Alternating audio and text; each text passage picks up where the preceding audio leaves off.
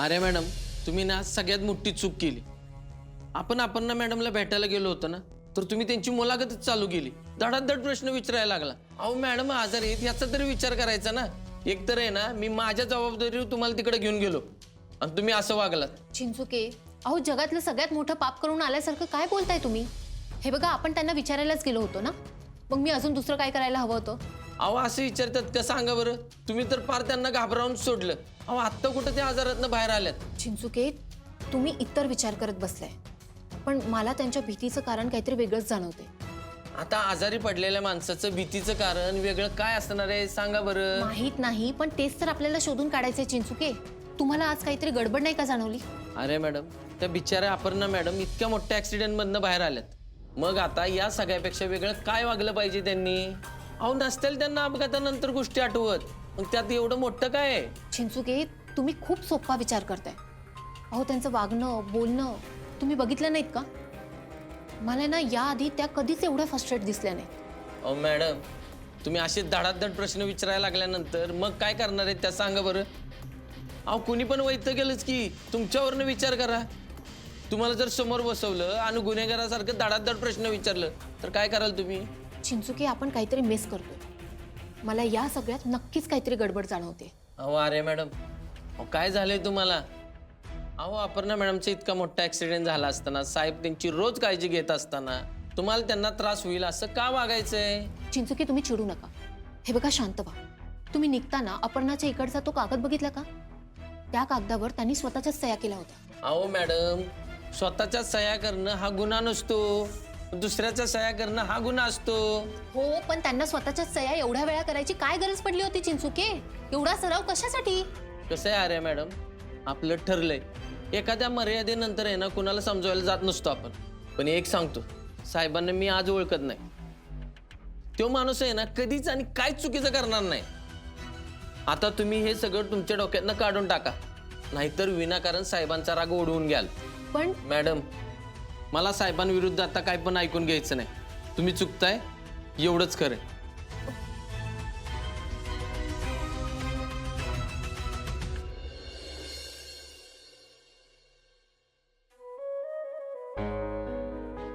मी जरा इथं चौकशी करतो.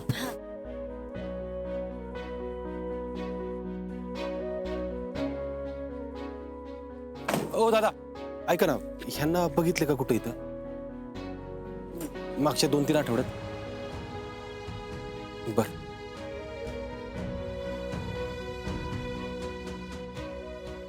मावशी, ह्यांना बघितले का कुठं? बाबा, हे का ह्यांना बघितलं का मागच्या 1-2 आठवड्यात तिकडं कुठं? इथं कुठं आसपास असं कुठं काय नाही?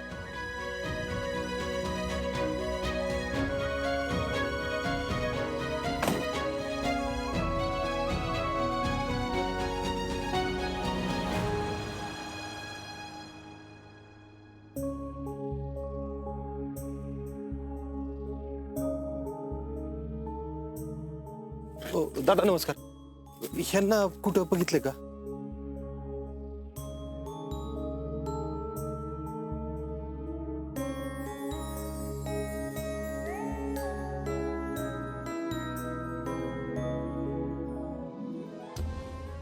साहेब, पाणी पे. आपली तर काय सापडली नाही इकडं. जरा पुढे चेक करू आपण. साहेब, मी काय म्हणते, आता थोडं राहू द्या ना, आराम करा. नाही आराम करायला वेळ नाही. आजच वेळ मिळालाय, शोधू, सापडेल आपली नक्की. चल. साहेब, ते तुम्हाला अजून मी वाटू राहिलं की तुमची बायको सापडेल? वाटू राहिलं म्हणजे नक्की सापडणार, शंकाच नाही त्यात. साहेब, किती दिवस झाले तुम्ही शोधून राहिले? 3 आठवडे झाले शोधतोय मी. मग न सापडण्यामागचं कारण काय साहेब? न सापडण्यामागचं कारण हे आहे की आम्ही आप्पीला नीट शोधलं नाही. मला माहिती आहे आप्पी मला सोडून अशी कुठे जाणार नाही. तुला सांगतो दीपा, फक्त एक धागादोरा सापडू दे, आप्पीपर्यंत पोहोचणार मी.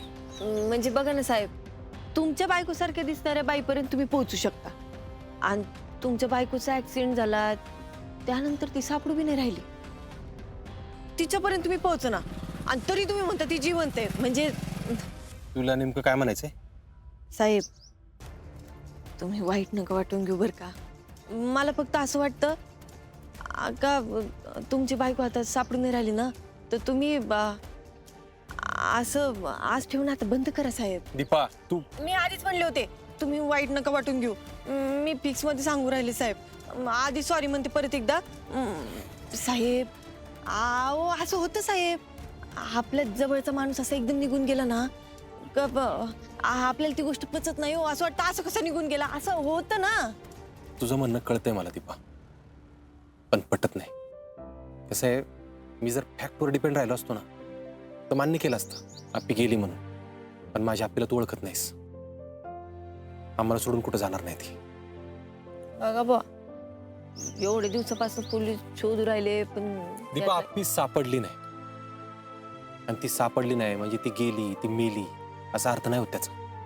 हे बघ, ती बेपत्ता झाली ना यामध्ये लोकांना तिचं मरण दिसते, पण ह्या अर्जुनला आहे ना त्यात तिची जिद्द दिसते. आणि त्या जिद्दीवरच माझी आप्पी परत येणार. एवढा विश्वास का वाटू राहिले साहेब? दीपा इच्छाशक्ती लय महत्वाची असते. आप्पीची जी इच्छाशक्ती आहे ना, माझ्यासाठीची, अमोलसाठीची, त्याच्या पुढे मरण पण काहीच करू शकत नाही. दीपा माझी आप्पी येणार माझ्यासाठी, अमोलसाठी. बारक्या पोराचा आईवर लय जीव आहे साहेब. परत एकदा सांगते त्याच्यासाठी तरी सावरा आता तू. मला सावरायला आप्पीच येणार. थोडा वेळ लागेल पण आप्पी येणार. चल निघू, शोधू पुढं.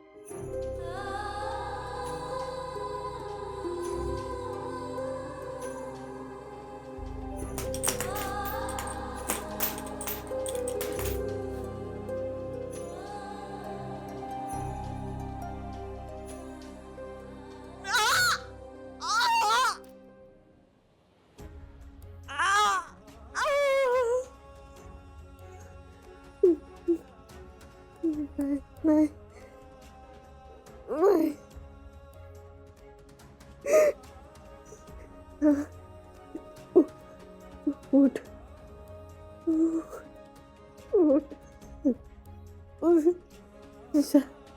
शांत बसून नाही होणार काय. तू शांत बसलीस हे लोक जिंकतील. जिंकू नाही द्यायचे. उठ.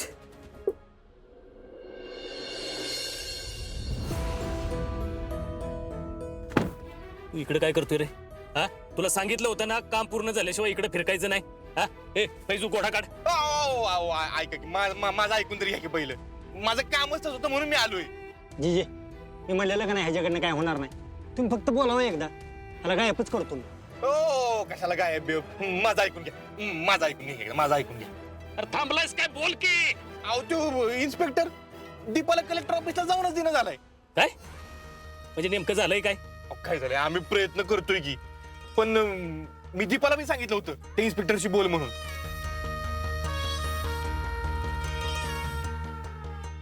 दादा तो पोलीस आहे ना, पोलीस तो काय मला कलेक्टर ऑफिस मध्ये जाऊ दे ना आता.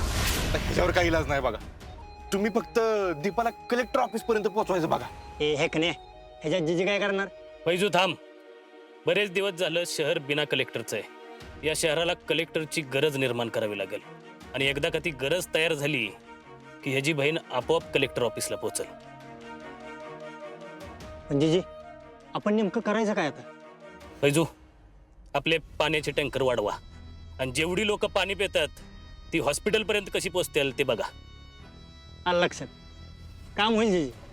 हो भाऊ, दीपा कलेक्टर ऑफिसला जावी म्हणून तुम्ही लोकांना राजा, चुकतोयस तू. दीपा कलेक्टर ऑफिसला पोचावी म्हणून नाही, तर माझी अडकलेली कामं पुन्हा सुरू व्हावीत म्हणून हे करावं लागतंय मला. अहो पण ती लोक कसं आहे, आता मोठ्या पक्षीची शिकार करायची म्हटलं की घरट्यातल्या छोट्या मोठ्या पक्ष्यांचा विचार करून चालत नाही.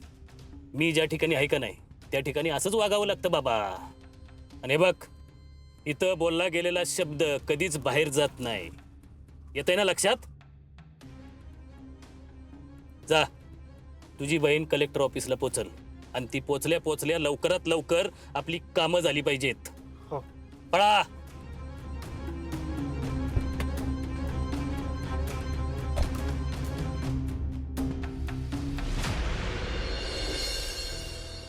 दीपा, ऐक ना, आपल्याकडे जास्त वेळ नाही. अमोल घरी वाट बघत असेल, आपण रस घेऊन लगेच निघू. हा लगेच साहेब, मला लय आवडतो. हा, बस तू. बाबा, 2 रस द्या.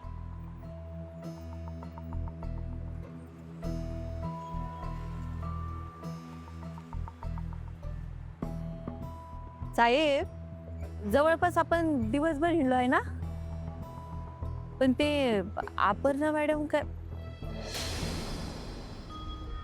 खरं बोलत असेल काही? आप्पी खरंच गेली असेल हे मी मान्यच करू शकत नाही. तिचं अजून काहीच सापडलेलं नाही आणि ती गेली म्हणून मी घरात गप्प नाही बसू शकत.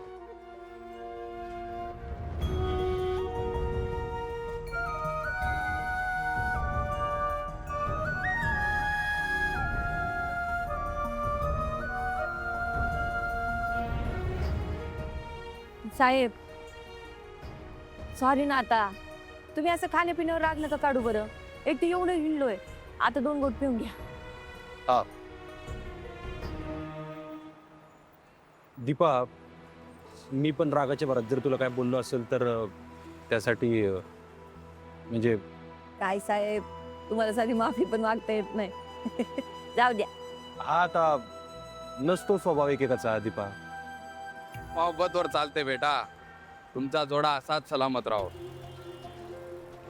अहो बाबा, आमचं जोडं नाही, आम्ही नवरा बायको नाही. देख कर लगा नाही की दोघात काहीच रिश्ता नाही. माफ करा. दोघं भल्या घरचे दिसता. तुमच्या सगळ्या इच्छा पूर्ण हो.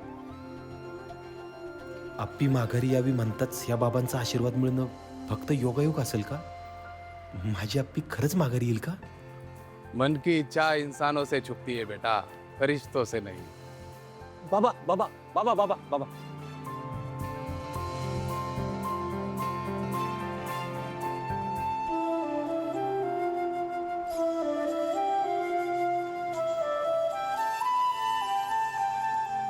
कदाचित ह्यो संकेत असेल माझी आप्पी सापडण्याचा.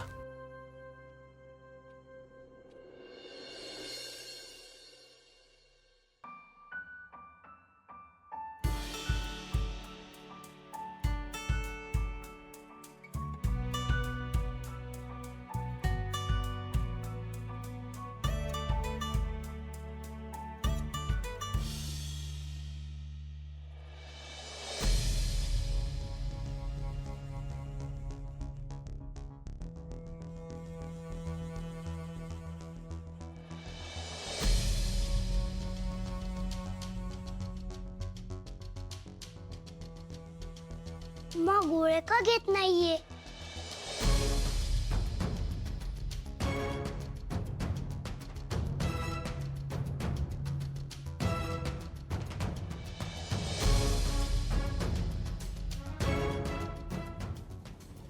माने तिचे सह्या का केल्यात? एवढी खराब सीमा कधीच करत नाही. माझं नक्की काय चालू आहे ना ती बाबाच मला सांगे.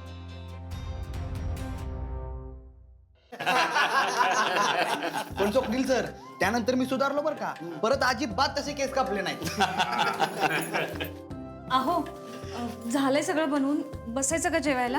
हो, पण अपर्णा अर्जुन आहेत कुठं? हो ना. हो, अर्जुन दादा सकाळी गेलेत वंसना दवाखान्यात घेऊन. अजून आलेलेच नाही आहेत ते. मोना, अगं येतील ते. आता कितीतरी दिवस झाले त्यांना एकमेकांसाठी वेळच मिळाला नाही ना.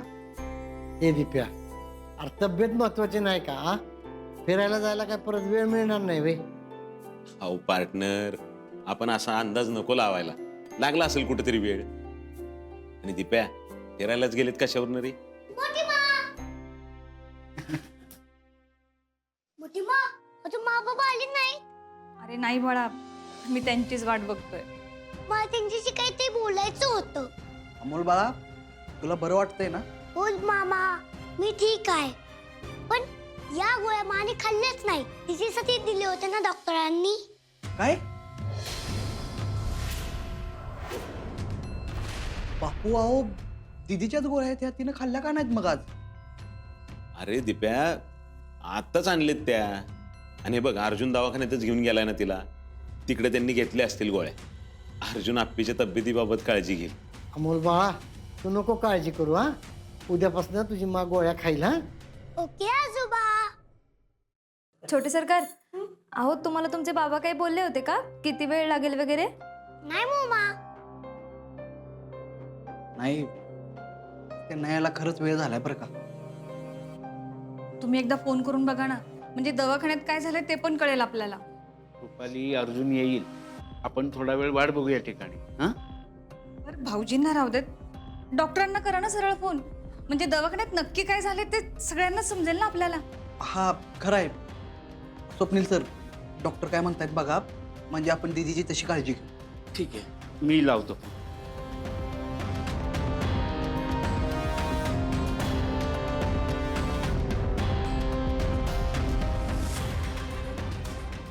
डॉक्टर बिझी आहेत बहुतेक, पण उचलतच नाहीयेत. आता काही कळणार कसं मग आपल्याला?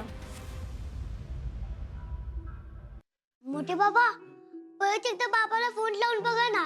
अरे बाळा, मी फोन लावतोय पण अर्जुन उचलतच नाहीये. स्वप्नील सर, तुम्ही डॉक्टरांना फोन लावा. कदाचित दवाखान्यातच असतील अजून ती. हा, स्वप्नील सर थांबा, दाजी आणि दीदी आले. अप्प्या, बस. अर्जुन, कुठे होतास तू? केव्हाचे थांबलोय आम्ही, आणि तू फोन पण उचलत नाहीस. अरे हा दादा, तुझा फोन आला होता, पण काय झालं, मी जरा गडबडीत होतो आणि नंतर गाडी चालवत होतो ना, त्यामुळे फोन उचलता आला नाही. आप्प्या, डॉक्टर काय म्हणले का? बापू, डॉक्टर म्हणले की ठीक आहे आपलीची तब्येत आणि हळूहळू होईल बरी ती आता लवकरच. चला, म्हणजे ही काळजी मिटली आता. भाऊजी, तुम्ही जेवला नसाल ना दिवसभर? तुम्ही आवरून या पटकन, आपण लगेच जेवायला बसूयात. हो. अर्जा, उशीर का झाला ते नाही सांगितलेस? हा, अहो दवाखान्यातून यायला इकडे निघालोच होतो, पण तेवढ्यात ऑफिसमधून फोन आला, तिकडे जावं लागलं जरा. काय? म्हणजे अहो अर्जुन दादा, तुम्हाला सगळ्यांनी सांगितलं होतं ना की वंसना ऑफिसला घेऊन जाऊ नका म्हणून? त्याचं काय म्हणा, अचानक फोन आला अर्जंट, त्यामुळे काय करता आलं नाही आणि सरकारी काम नाही पण म्हणता येत नाही ना. बरं ठीक आहे, ठीक आहे. पण अर्जुन, आता तिला काही दिवस आराम करू देत. हा, हो ठीक आहे. बाबा इकडे. काय रे, काय झालं? बाबा ये ना, मला तुझ्याशी काहीतरी बोलायचं. बाबा बस इथे, बस. काय रे अमोल बाळा? बाबा, हे काय आहे?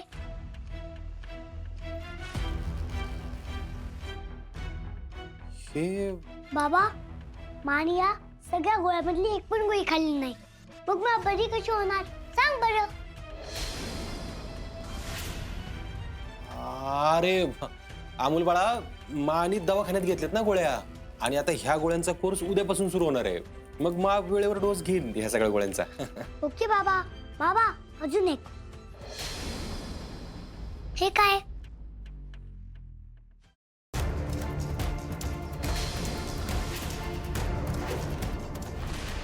बाबा, माने या कागदावर सह्या का केल्या आहेत, आणि त्या पण एवढ्या खराब? बाबा सांग ना, का सह्या करतीये मा? अरे माच्या हाताला लागले ना, आणि मला उद्यापासून ऑफिसला पण जायचंय ना, बरोबर ना? हा, मग तिथे गेल्यानंतर सह्या कराव्या लागतील. मग पहिल्यासारखे जमतात का नाही ते बघण्यासाठी प्रॅक्टिस करत असेल बहुतेक, आहे ना?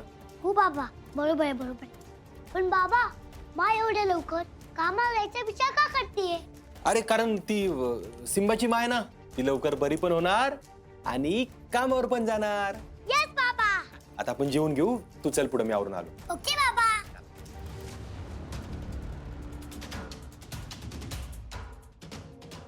सह्या का करत असेल? नेमकं हिच्या मनात चाललंय तरी काय?